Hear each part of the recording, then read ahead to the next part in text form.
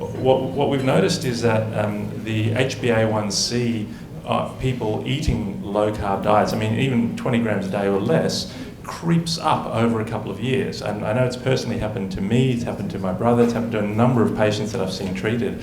Have you got any thoughts on why the HbA1c might creep up? And if we're getting to levels of sort of 5.6, 5.7 on the HbA1c, are we going to start to run into trouble on that curve that you're telling us about, Ken?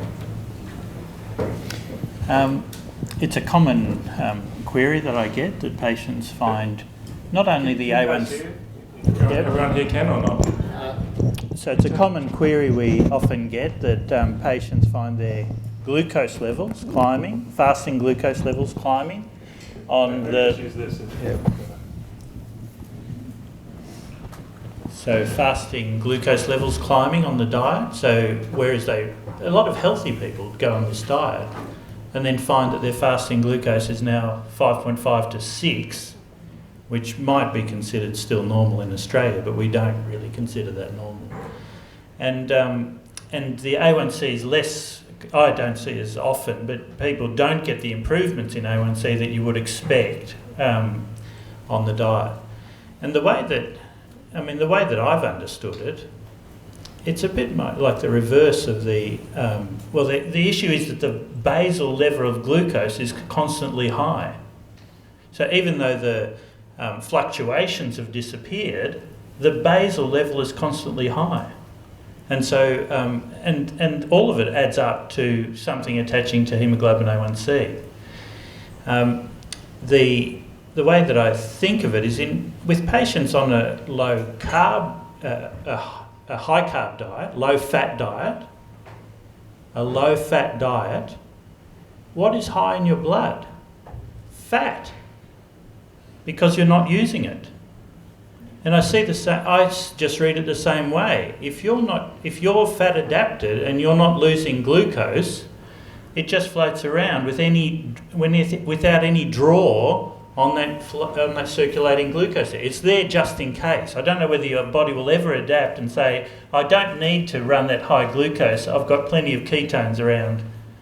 But mathematically I don't have any problems with it, because most people run fasting glucose levels overnight of 3 or 4 millimole per litre. If you're healthy, you're running 3 or 4 millimole per litre. Well, if you're running 10 or 12 hours overnight at 5 millimoles per litre, well, guess what? Your A1C is going to be higher. So it's to do with this, the chronicity. And the other thing is that people always neglect what the glucose are at night. They always, and not only that, but the glucose after meals and so on. So, the fluctuations that you didn't get in health and you're no longer getting. I mean, it's very hard to think of, mathematically. That's why there's so many engineers interested in this area. It's very hard to think of all of the pools that are being exchanged and what the net effect of that is. But I still have faith. Now, some of the, what other explanations are there? That A1C is unreliable. What? So you're glycating it unnecessarily. What is this? That your red cells are living longer. Well, where's the proof for that? I mean, there may be other explanations, but I haven't really found anything that adds up more than the fact that you're not drawing on that glucose load, and you are, in general terms, running a higher basal fasting glucose level or basal glucose level. Well, that's how I have rationalised it, but I'm very interested to hear what Sheila might say.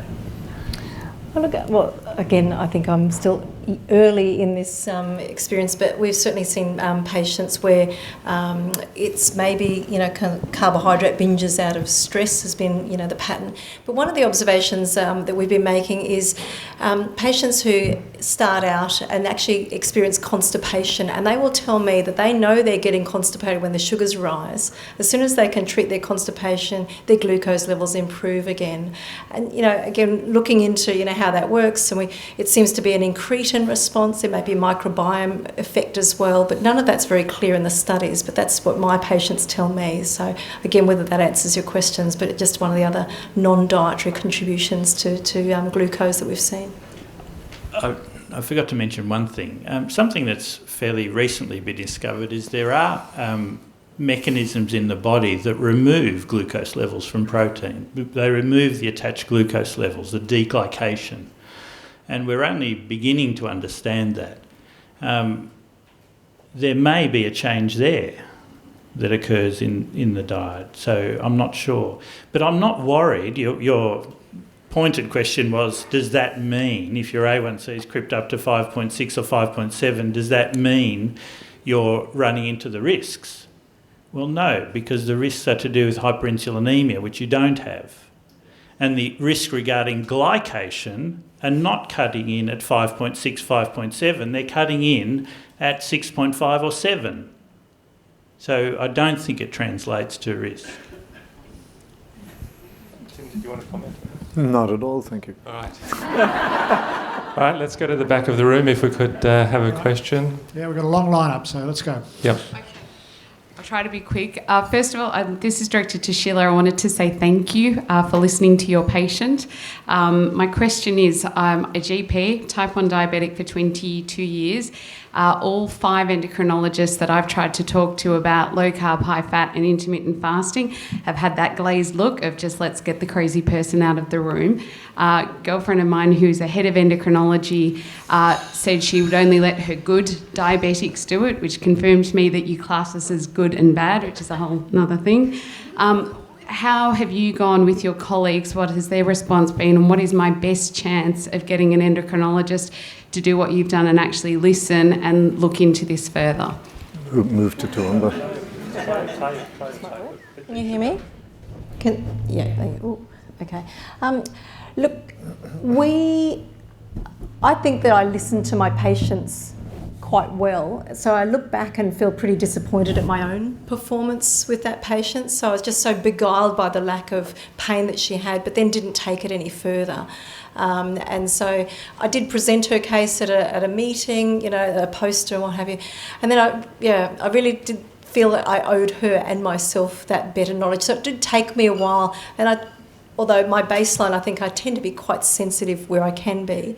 But in terms of how to motivate other people who may not feel that level of listening at the beginning, I think there is a groundswell of interest in this. So for my PhD, the chairperson for my confirmation meeting happens to be the lead author of that ADS statement in August. So I wonder whether that was at all relevant, the fact that it's emerging and people are talking about it, and the work that you guys do, I think, is making an impact at those kind of higher levels. I think our registrars are very keen to learn more about this. And so I think at the junior levels, things are changing. I think things are improving. And I think it's really interesting. The Australian Diabetes Educator Association this year nominated their best dietitian and happened to be a low carbohydrate advocate in Western Australia. So I think that's a really important development as well. So I think we're moving in the right direction. Thanks very much. Next question, please.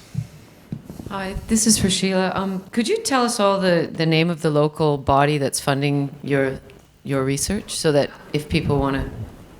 Oh, you're so beautiful. Just give it to me directly. No. So it's the Toowoomba Hospital Foundation. So, and just as a plug for them, there's these wonderful monks who collect money and donate to this. And so they're a wonderful foundation, and they're very open-minded. So I think part of my reasoning to get research up and running is to kind of have more regional research in medicine, because there really is such a dearth of that. So I think, yes, so it's them. But if you have interest, I think we'll try and set something up for you. You hold on to it, Sheila. All right, thank you. Thank you. Hello, I'm Jonathan Martin. I'm a gastroenterologist from Adelaide, and I work with my wife Rochelle on quite a few weight loss patients. I have a question for Ken. Ken, I find it very useful to know if my patients are insulin resistant, and I'm aware that if I just do their fasting glucose with an insulin level, it doesn't help me very much, so we often do a 2-hour glucose tolerance test. And my lab, which happens to be the same as your lab, will only give me a fasting and a 2-hour, and they seem to skip the 1 hour unless I specifically sort of nag people. Do you think that a 1 hour is also useful? How should I be asking for that test, and how should I interpret it? I do think it's useful.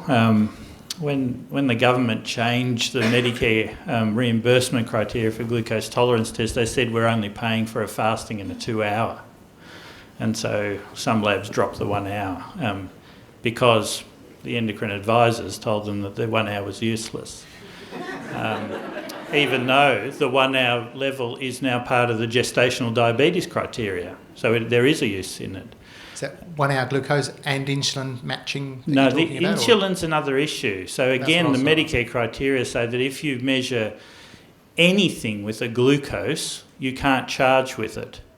When you measure anything with a glucose tolerance test, we're not going to pay for it. And again, it's this prejudice against the value of insulin levels during a glucose tolerance test. So what the lab should do is charge you for the insulin and not the glucose tolerance test. Right.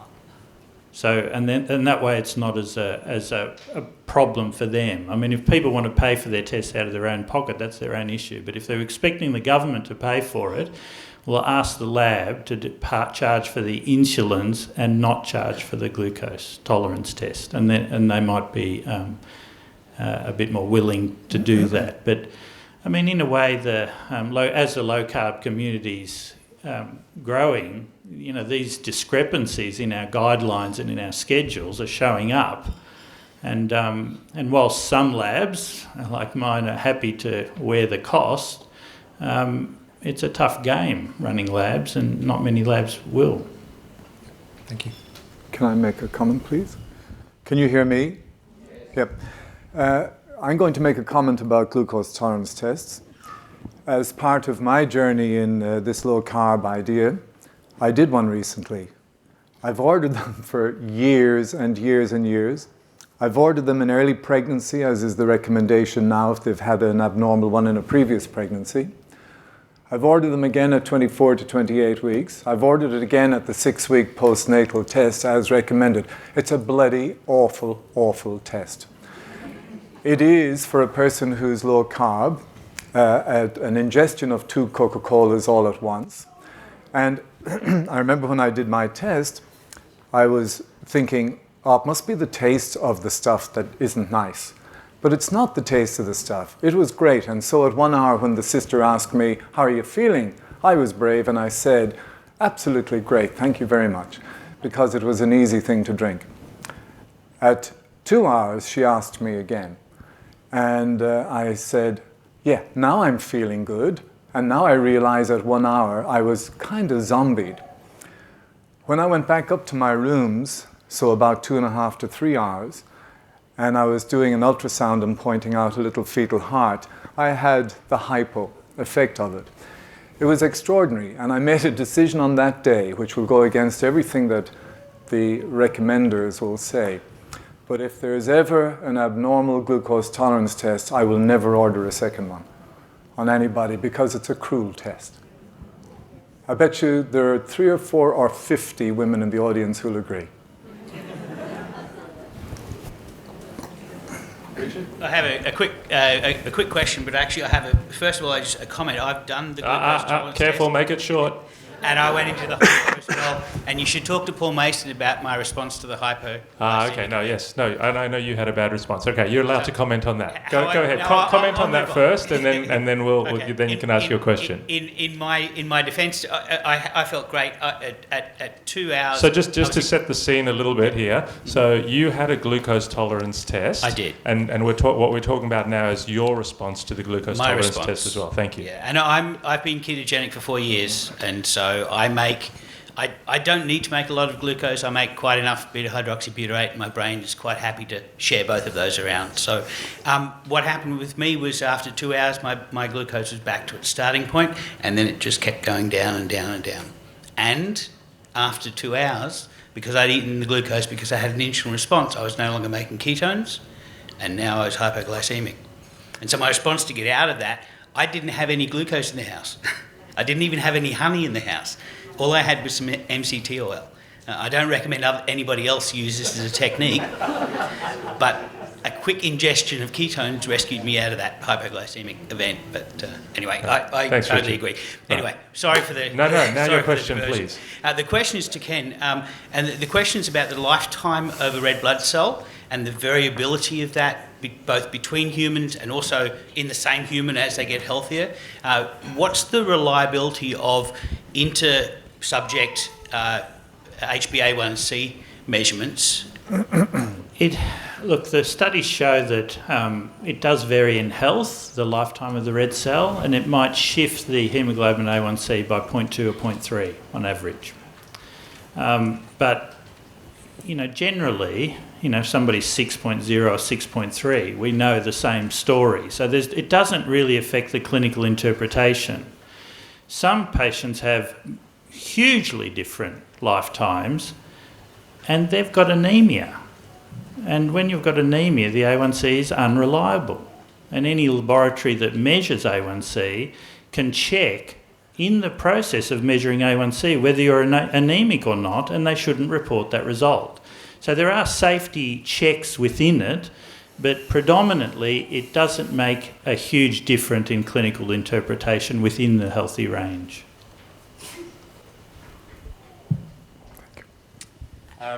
All right, so unfortunately for the other people at the back there, we've got time for one question only. I've been given the wind-up from the back, so if the other two speakers questioners could please sit down, because you're not going to get to ask your questions. All right, please go ahead and ask the last question. My question is for Ken, please. I'm a regular plasma donor at the Red Cross Blood Bank, and the nurses were quite concerned in talking to me that my plasma was quite cloudy and told me to stop eating fat.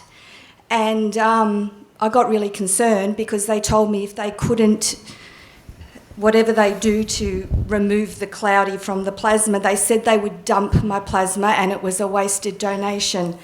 Can you tell me exactly what it was, what kind of fat, because I've only been thinking I'm eating healthy fat, and if I have to abstain before the donation, how long a period would that have to be without fat? So the fat particles that you make after a meal, called the chylomicrons, in most patients they disappear 10 to 12 hours later. Now, that's why we ask people when they're fasting not to eat anything for 10 to 12 hours. But most healthy people will clear those within 2 or 3 hours. And if you're fat adapted, there's good evidence that they clear faster. But that's not the rule with everyone. So it really depends a little bit on exactly what you ate within the last 2 or 3 hours and what your personal metabolism of those particles are.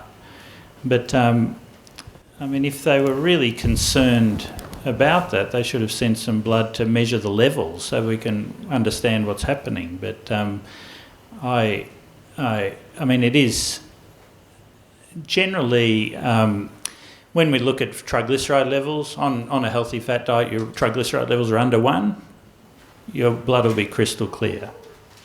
If it gets to 2, it might be a bit hazy. But if people can recognise cloudiness, it sort of suggests the triglyceride levels are 3 or 4 or higher. And that needs checking. So you don't just say that and not do it. And there are other reasons for blood to be cloudy than triglycerides as well that could be checked. Thank you. All right, so if you'll all just thank me for an outstanding session from our speakers.